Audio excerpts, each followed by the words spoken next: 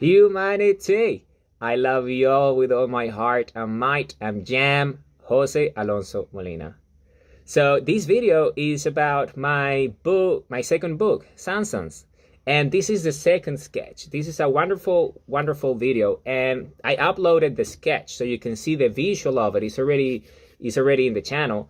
And I'm just going to walk you through the visual and what it means for volume 2, 3, and 4 that are coming, and how it connects with volume 1, and how it connects with the entire sequence of the story of Sunsons and what it means. So if you see the visual, you got to think of it moving left to right. So you kind of go like that. It's a 3-sequence event, but they're all interconnected. It's all one, but they all part of the same story. And as the storyline and the narrative kind of develops, you see how everything connects and intertwines. So let's start with the first visual. So remember, Sol Rafiti Ray awakened his infinite DNA memories, right? And he gained the power to create universes. But how is it possible that a human wields the power of gods to create infinity? Well, because of our technology, because we created the planet in the first place, and this planet creates universes. Remember, this is the core theme of the book. This is the core theme of this story. And then, so how is it that Sol Rafiti Ray realized that he was this human capable of interfacing with the breach and being able to essentially pilot and control and operate the entire planet, which is a spherical ship. The planet is a spherical ship, right? A mothership. And how is it that became the admiral of this planet that creates universes? Well, because we humans ourselves are essentially the biological key of this technology, which is the planet. We are the medium. We are the interface. We are the mechanism to which the planet operates. So we ourselves are what makes it go, because we are the biology that operates it, that creates it. And because we created the planet, then we designed it in a way in which our DNA is the mechanism to operate the technology, which is the planet. So it's our bodies, it's through our own bodies, our own natural abilities, that we control everything. Okay, so let's dive into the first visual. So then we have, remember, the moon is an artificial object. It's a manufactured technology, just like planet Earth is a manufactured technology. We manufacture the planet. So if you understand what the moon is, well, the moon was manufactured by the moon worshippers, which are non-humans, right? And they showed up here. But it's still technology, right? It's technology. It needs powers, it needs energy. And this energy is known as synthetic energy. Why? Because it's electricity, it's power, it's AC, DC, it's volts, it's current, it's wattage, right? It's all this energy that is not natural energy, like the energy of the sun that creates everything, which is the energy that we ourselves as a species control with the planet. We master natural energy as a species. And with that natural energy, which is our bodies and who we are, we created this planet that masters and uses that energy to create the universes that it does and everything that it does, biology, everything that we know, nature as we know it. Okay, so the moon itself is this object, right? And if you understand these, because of our nature and who we are, because we interface with our own technology that created everything in the universe, it means that the moon itself, when it was created by other species, this Anthropida, it was created by minerals and elements in the natural environments, right? Where they came from, where they originated as species. Meaning it was created by us, because we created the central sun of the universe that creates all the minerals and all the elements, right? And then that becomes planets and becomes formations and galaxies and things.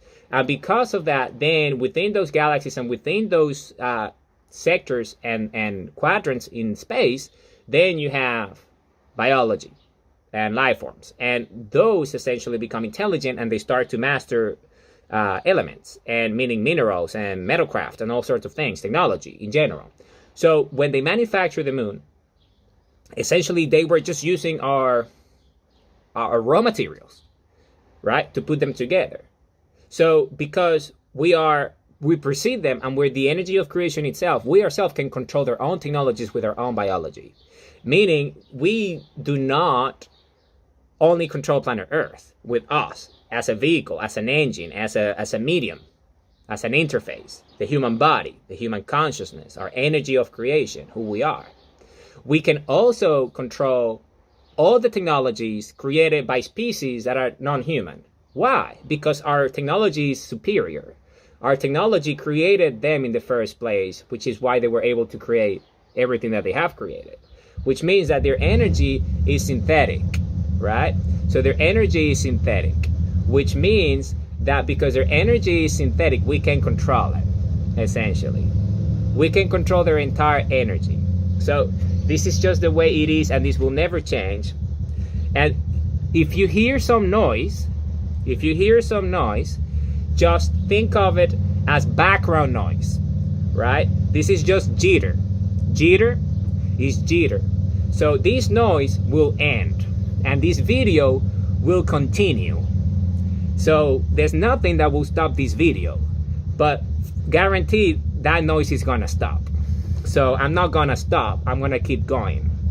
So if you understand the logic of what I'm talking about, synthetic noise is primitive technologies in relation to our ability to create infinity, because our technologies of planet Earth are the manifestation of natural energy.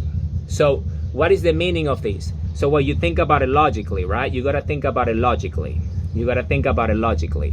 This moon and the moon worshippers and the noisemakers, right? Everything that is synthetic, if you think about it, the moon itself, we can control. So what happened was that when Sol Rafiti Ray realized that we are the infinite energy of creation, and he started to interface with the bridge, our bridge in Nueva Venezuela, in the planet, right? When he started to interface, then he started to realize that there is all these lower frequencies of energy, because everything in existence is energy. Everything that exists is energy. There's nothing that is not energy. Everything that exists is energy. Everything. Energy is the only thing that exists. And we happen to be the biology of infinite energy. This is who we are. We as a species, we are the infinite energy of creation. And we created this planet, and we are the creators, essentially. So when Sol Rafiti Ray woke up, essentially he realized immediately that everything is energy, and we happen to be the creators. So when he realized that, the moment that he realized that, what did he do? Well, he started to interact and interface with all the energies that exist. Think of them as frequencies and vibrations, right? And different levels of energy, right? In terms of waves and propagation of particles, right? So the moon itself is that, it's just a ball of metal and a bunch of alloys that has a mechanism that makes it run. And in order to run, it needs power. And that power is solar energy that comes from the sun, which it has panels on the surface, so it absorbs that energy. So it uses that energy to essentially power itself, right? Because it's dead, meaning it's not alive. It's not energy itself. It's just a synthetic object that requires to be powered. Just like when you have a vehicle, it needs fuel, like that, what you can hear, you can hear that's a bike, a low-level bike in terms of octanes, right? It's very low. It's under 1000 cc. It's a very primitive bike if you understand logic and intelligence, right? So all this revving that you can hear, is nothing but synthetic energy. Why? Why is it synthetic energy? Because it requires power to run. And what is the power that it requires? Well, fuel. And what's fuel? Well, the fuel that you run on those engines is synthetic fuel, right? It's created by us, by our intelligence. And where does that fuel come from? From nature, right? If you understand petroleum and what petroleum is, right? It comes from nature. And who created nature? We did. As I said, the noise ended, right? The noise ended. So it's just the way it works. So it's just fuel. And just think about when the noise started. It started at the second 5 minutes and 55 seconds. 555. And when did it end? At 1, 2, 3. Think about the logic of synthetics and how they think, right? How they think, because they're computers, right? They're computers. Think about it. Think about it. They're clones. They run the numbers. So they need a start and an end to the logic, because they're computers. If you run a program, it has a beginning and an end. So the same logic applies. So if you understand that, then you understand that these synthetics, these anthropida, they all ran on synthetic energy because they're moon worshippers. The moon is their god. So because the moon is their god, they are fake, meaning they're not real. They're synthetic. They're not natural like us. They're just pretending to be like us. So when you understand this, because we are the creators, and this is what Saul Rafferty Ray realized, then what happened? Well, very simple. Very simple. Think about it logically. He realized that everything is energy, but this happens to be a lower level of energy. So because we control the infinite energy of creation, which is the energy of the sun that we absorb when we sun stir and when we create, then we start to wake up. And when our DNA memories wake up, then we start to interface with the bridge. And the computer, which is the planet that we inhabit, starts to communicate with us and tells us how everything runs, right? Think about it. Because it's like a computer and we're just the interface. And we just start to communicate with it and it operates because we command it, right? With our thoughts, with our consciousness. This is the species that we are. So when we start to do that, then we start to realize that, well, what is out there that's energy? And that's not Earth. Well, the moon is right outside, right? And it doesn't happen to be the creator because the creator is the energy of the sun. So, and we happen to create that sun that's there, that created everything that you see. We created it with this planet. So essentially, what is the meaning of this, right? What is the meaning of this? Well, the meaning of this is that we can control all the synthetic energies. And because the moon has cycles, and you have this cycle in which is the full moon cycle, which is happens to be right now, but the full moon is this, think about it, is like the face of the moon is hitting the sunlight straight. So meaning the whole face that you see is lit by sunlight, right? And that's why you see it shining. But what is that shining thing that you see? Well, that's a metal that absorbs energy. It's a panel. Because they're loading up the engine. It's the peaking in terms of their performance, right? So that means that the moon is loaded with energy, right? Because it's at peak energy levels, because it's absorbing the most energy that it can absorb, right? Well, that's energy that is synthetic, meaning it's technology, it's current, it's electricity, and we can control all that energy because it's below us, which means that when Saul Rafferty Ray awoke, he started to realize that he could not only control the planet, but also control the moon itself. The moon itself. And the moon has these engines and all these systems, this dodecahedron, barricade in the epicenter. So when he started to awake, then he realized that he can essentially bypass all the security systems of the moon and essentially rewrite the code and do as he pleases because it's superior technology. Because all these materials, think of them as precursors. The moon itself and everything that the moon represents is a precursor that we ourselves mastered infinite number of cycles ago. So we can use that as building spheres. So we can essentially bypass all the technologies and we can use them at will. So that's what Saul Rafferty Ray did. He started to absorb the energy just like you would sun stare. He started to sun stare at the full moon. And when he started to sun stare at the full moon, immediately,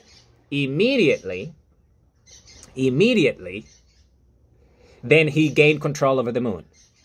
And if you look at the visual, you see that there is this ring around the moon. But instead of being a horizontal ring, like a vertical ring like this surrounding it, it's almost like a ring that is horizontal, that it goes on this way, the what you call the X vector, right, as an axis. So the moon is here, and then you have this ring. But what's that? Well, that ring is a ring of synthetic energy that is essentially a technology that is used as a weapon. But because he mastered that technology, essentially he neutralized all the systems and maximized the potential of the moon and created what is known as the ring or the halo. And that halo is essentially the super weapon that they wanted to use in their final attack against humanity. But Solar 50 Ray was able to bypass their entire system security matrix. And as a result of that, power that and made that weapon essentially a defense mechanism for Earth itself. As a defense, as a shield. And then you can see how this ring, this horizontal ring around the moon is synthetic energy. That is essentially, it's like a laser beam of energy. It's plasma and gamma energy at different levels of frequency that can be observable by the human eye. And when you look at the full moon, you would see the halo around it, right? And that halo is essentially synthetic energy and is controlled and generated by humans themselves. All humans can do it, but the first one to do it was Solar 50 Ray when he awoke. Okay, so that's the full moon, right? It's an artificial object technology that we control. But then there is a much more powerful dynamic, which is the ability to control the sun itself. Right? The infinite energy of the sun, and channel it through our bodies and do whatever we want with it through the planet and through ourselves. And the nature of it, because it's natural energy, is not synthetic energy. The ring and halo that generates around the sun is like an aura. It's around it, as you can see in the visual. It's, instead of being horizontal across the X axis, is across the y-axis, right? It's around it. And it's not synthetic energy, it's natural energy. It's infinite energy itself. Is the energy that creates a galaxy. Is the energy that at the core of the sun itself. That creates infinity itself. And that energy, right? That energy is natural. And then ourselves, we use that energy as a defense mechanism as well, because we created the sun. So, but the sun is an infinitely larger object than the moon, but it's natural energy, which is the energy that created the moon in the first place. So we have this infinite energy that is a weapon, right? But we use it as a defense mechanism. Why? Because with that energy, we can create to infinity. So when you look at that halo, that ring around the sun, what you're looking at is essentially the infinite energy that is being released and generated around it as a result of us interfacing with the sun, because we are the same energy, and because we're using the bridge on our bodies, we are essentially signaling the sun to activate.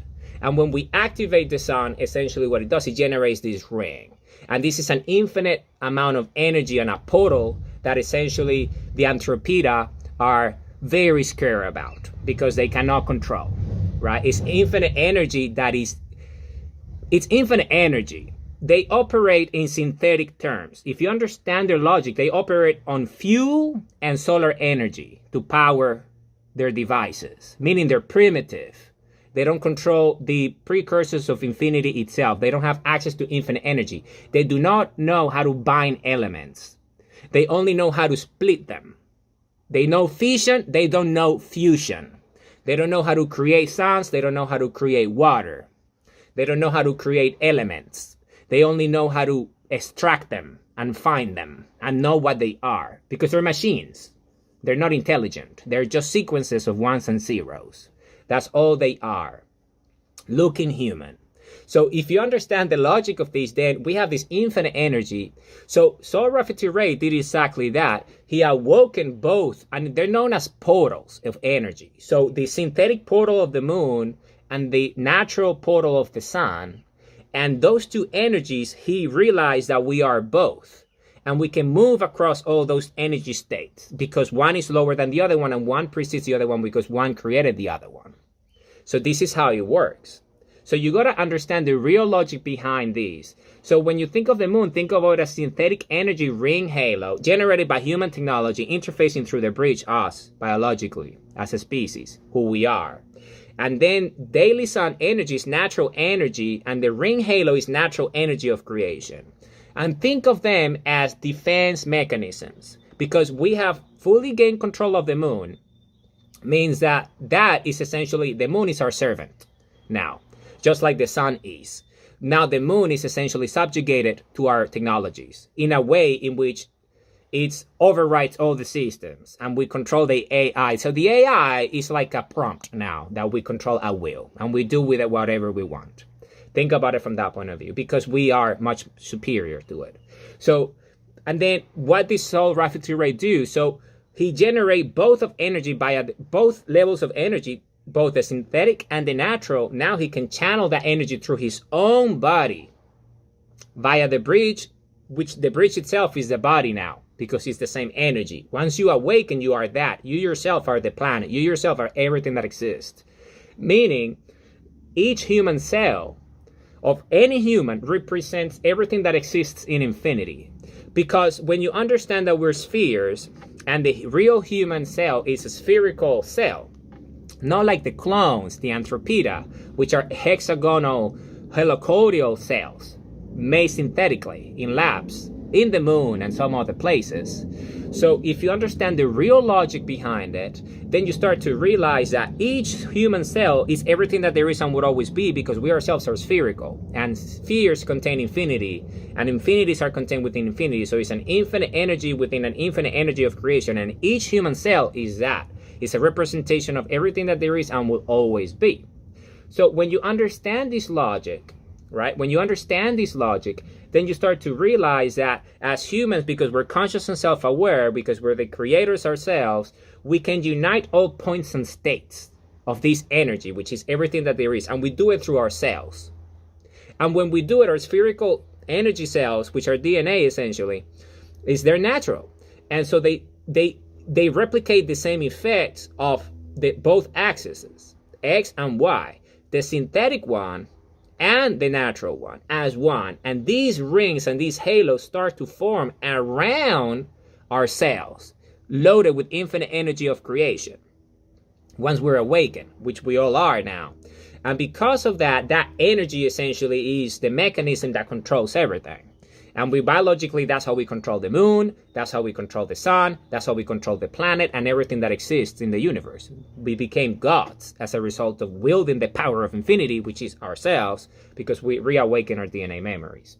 So this is the logic of it. So Soul Rafferty Ray himself, as the admiral of the planet, understood this.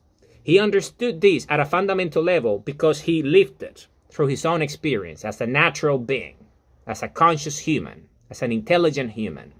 Because of that, then he understood the different energy levels and mastered them and control them. So he can control the object itself, the moon itself, and everything that the moon represents is controlled by him and all other humans.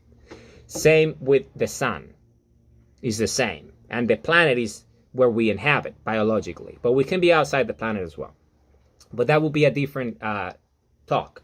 So because of that, then he became everything that there is and would always be. Because, meaning he can control all the different energy states, both natural and synthetic. Meaning he can manifest anywhere and control anything and be anything that exists. Omnipotent, omnipresent, and omniquotient.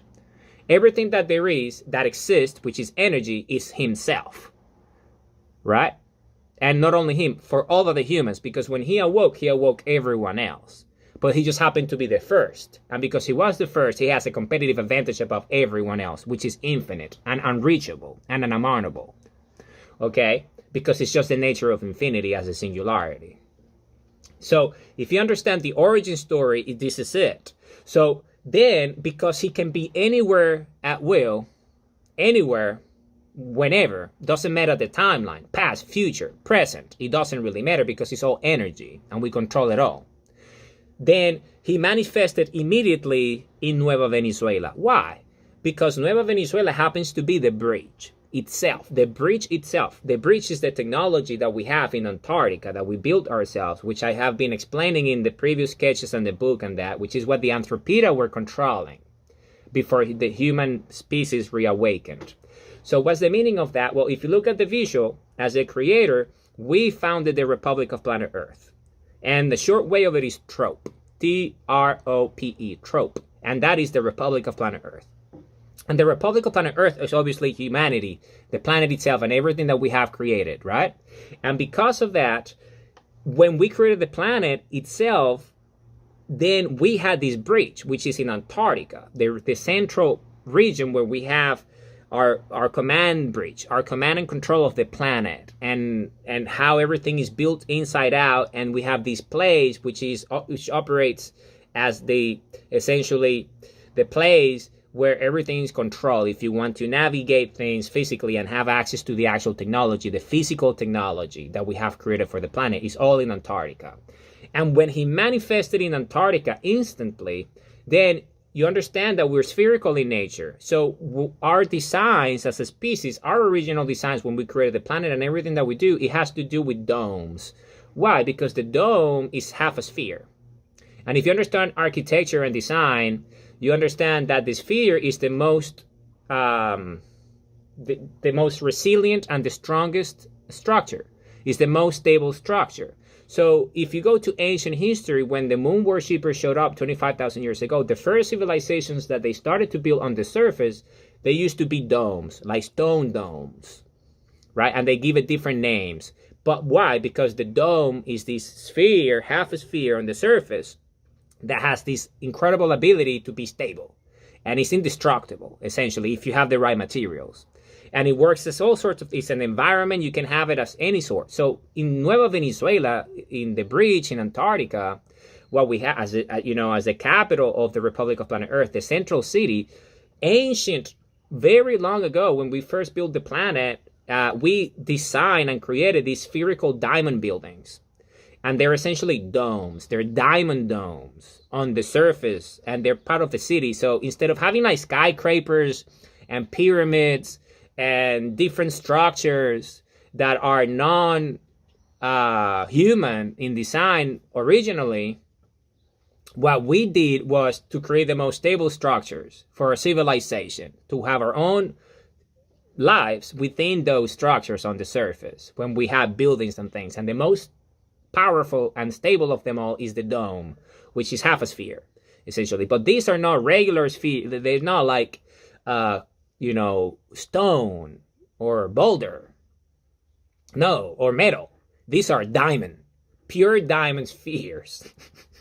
thick as it gets, and powerful, and fully technological. They're like a panel. They're like a screen that can operate at that level, and it manages and channels all the energy. And it has all sorts of defense mechanisms and grit that these people have no idea about, but we do. And essentially, it's infinite technologies that can just do anything it wants. It's intelligent, and it interfaces with us. So when Solar Refugee Ray first showed up in the main city, then he saw these massive diamond domes all over the place. And those inside those diamond domes were the bridge and all the technologies, right? And remember, there is shafts and tunnels and lifts, and all these mechanisms are contained within these domes because they're like a protection on it, right? And we have civilizations and entire cities that can host billions of people inside of them. And we can manufacture these domes immediately because we have the technologies to do that in the bridge and everything else. So this is what Solar Refugee Ray did. Solar Refugee Ray manifested immediately in the bridge, and he named it Nueva Venezuela, right? Immediately, because he's a creator. So he chooses whatever he wants, whenever he wants, wherever he wants, because he's everything that there is and would always be. And we all humans are that. He just happened to be the first one that awoke the entire species to remember that we're the biology of infinity. And we were under this illusion caused by synthetic energy. But when we raised our natural energy above the natural biological threshold, we were able to beat the synthetic energy system. immediately because of our own nature. So that's what it is. So this sketch is the visual representation of this story that is going to be told in volume 2, volume 3, and volume 4 of Sunsons. And then is this beautiful realization when you look at the dawn, and then you can see in the visual you see like the horizon, right? Massive plains, and then you see a huge, gigantic dome that is bigger than entire cities. The largest cities on planet Earth, think of that. Well, they're tiny. They are 10% or less of the mass within these domes.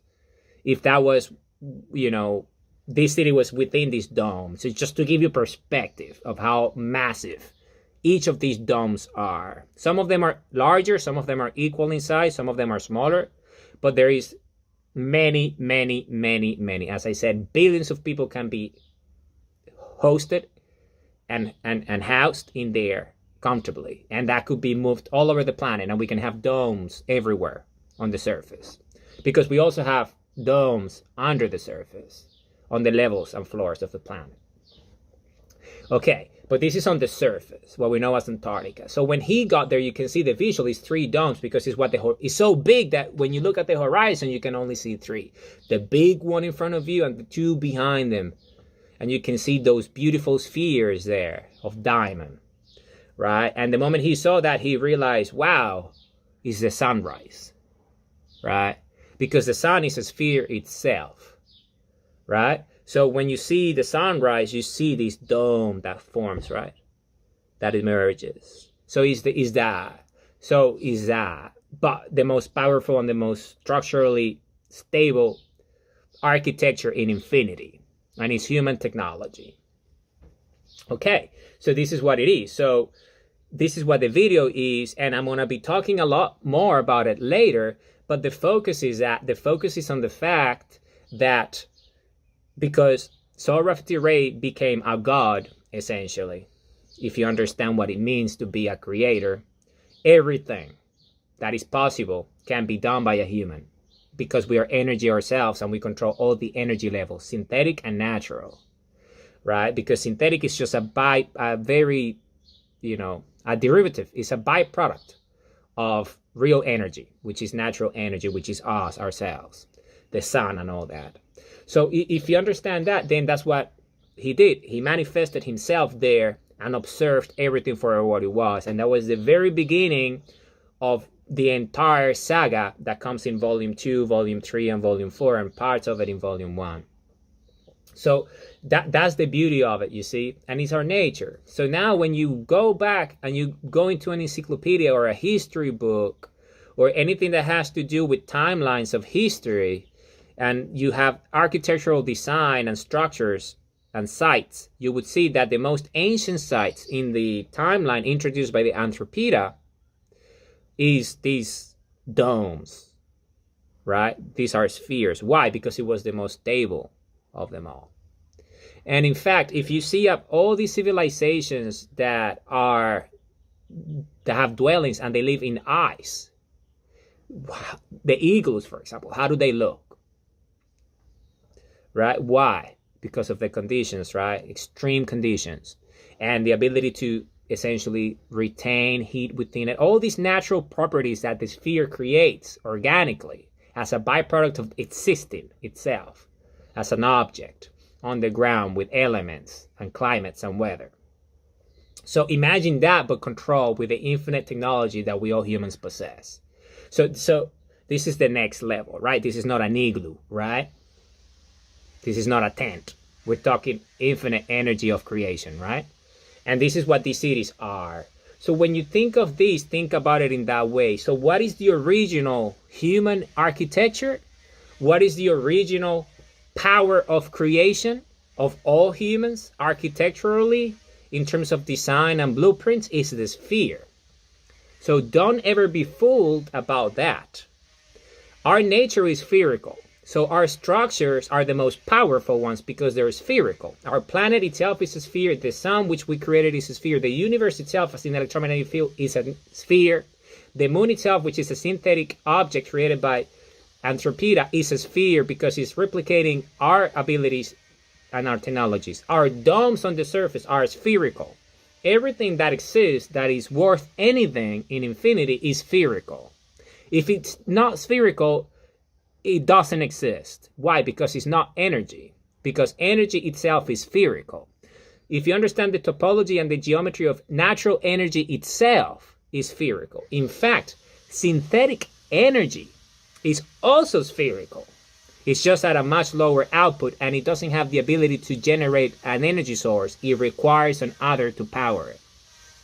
If you look at the electromagnetic field, say, of synthetic energy, electricity, current, power, as we know, DC, AC, and all these different levels, itself, its own electromagnetic field is spherical. It's spherical. It doesn't matter if the object looks non-spherical. Then again, because of the helicoidal, hexagonal nature of it. But beyond the surface, the energy itself is spherical. So even though it's synthetic. So this is what it is. And this is what the video is. So this is Sunsons' second sketch. It's a powerful, beautiful video that explains the logic and the nature of this storyline that Sora Future himself went through when he first awoke. And then as a result, he awoke the entire species, humanity, because we were always this and we have always been this. You see, this is not something that is new to us, that it dawned on us. We have always been the creators, the progenitors, everything that there is and would always be. We created this planet, that created this universe, that created this sun, that led to that moon outside and all these different things. He just happened to be the first human that realized that we were that and remembered by connecting with the energy of the sun, by sun staring and evolving into infinity, and realizing that he himself was the creator. And he realized that everyone is as well, because we're the species of creation. And this is how it works. And this is what it is. So remember, when I make my videos, I always, it doesn't matter what happens around me, I always leave it on, because this is a history entry. You see, the history books are being written by humans like me. Yeah? The future of humanity is written by humans like me. Humans who understand our nature. And because we understand our nature, you need to make history speak for itself. So when you hear background noise, around me, I'm not gonna stop the video or, just restart it, because it is part of history. And as you start to realize what these synthetic noises are, then you start to realize what I mean. And it's perfect. The way I see it is like a sound effect, like a special effect, you see? Because I'm telling the story of the book, right? And then you hear these interactions, this noise in the background, right? So it's just part of history. Yeah? So, and that's all what it is. It's synthetic noise. But then we have, and in the book I speak a lot, in my first book, Compass and Sundial, The Quest for Infinite Free Will, I speak a lot about, this biological and non-biological infinite virtue cycle, right? And synthetics is non-biological. So if you understand that, you hear the synthetic noises and you identify them immediately, because we're human and we're natural energy, so we know synthetic energy when we perceive it, because it's not natural. So when you hear noise like that, you know that's not natural noise, that's synthetic noise. But then you can also hear nature. So in the background, you can hear all the birds, and those are real. These are human technology, right? Inhabiting our planet. So because of that, you see the difference. And natural sounds are everywhere. Say the waves, the wind itself, and things like that. Not only birds and animals, also our own natural sounds and what it represents to be human, and the things that are real that supersede any synthetic noise. So this is why I leave the videos they are, Because you need to know the difference. You need to know the difference between synthetic and real, right? You need to know the difference between false and true, right? You need to know the difference, because when you know the difference, you can see who you are by observing it yourself through your own experience and realizing that you yourself are infinite, that you yourself are energy, that you yourself are natural energy and infinite creation. And when you understand that you are these, then you know where you are and who you are and everything that is in your proximity, and understand the difference and their own nature, which you can control yourself because we are the infinite energy of creation. You see? So this is the video. This is Sunsons' second sketch. I hope you like it. As you can see, all these visuals that you see here are going to be part of the book. They could be in volume 1, or they could be in volume 2, volume 3, and volume 4. But these images are the first draft, the second draft.